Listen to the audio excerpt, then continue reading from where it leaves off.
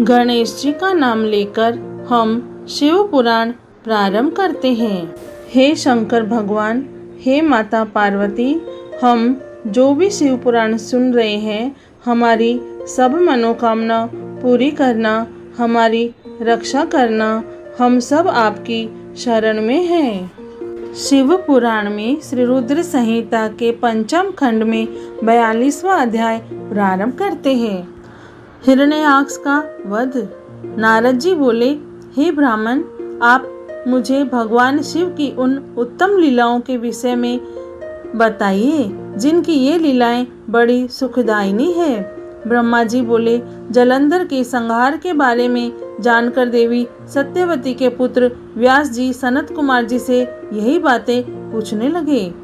तब उनकी उत्सुकता देखकर सनत कुमार जी बोले, हे व्यास जी, अब मैं तुम्हें अंधकासुर नामक दैत्य के शिवगण बन उनकी भक्ति में लीन रहने की कथा सुनाता हूँ। एक समय की बात है, देवादिदेव भगवान शिव अपनी प्राण वल्लभा देवी पार्वती और अपने प्रिय गणों के साथ कैलाश पर्वत से काशी जी जा रहे थे।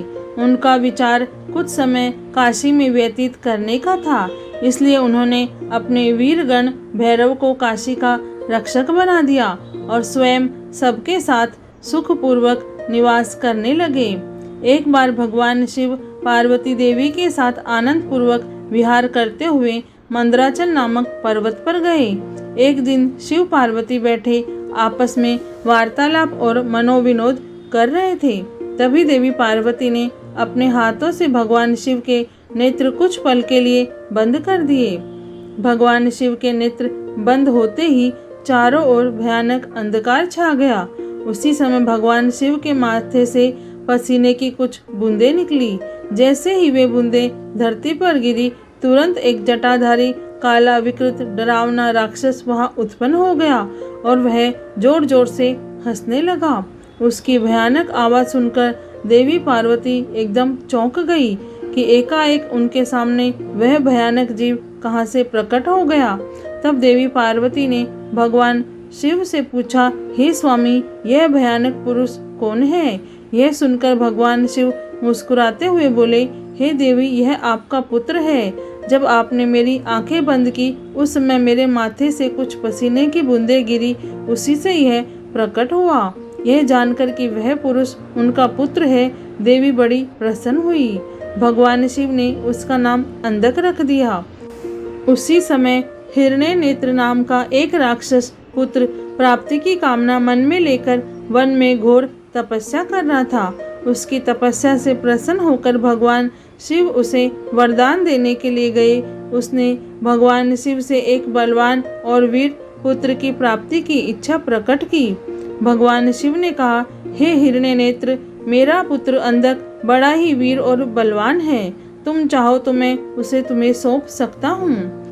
भगवान शिव के पुत्र को अपना पुत्र बनाने के लिए वह राक्षस व्यग्र हो उठा। उस पुत्र को प्राप्त कर हिरण्य नेत्र बहुत प्रसन्न हुआ और उसे गले से लगा लिया। भगवान शिव पुत्र अंधक को हिरण्य नेत्र को सौंपकर अपने धाम को चले गए।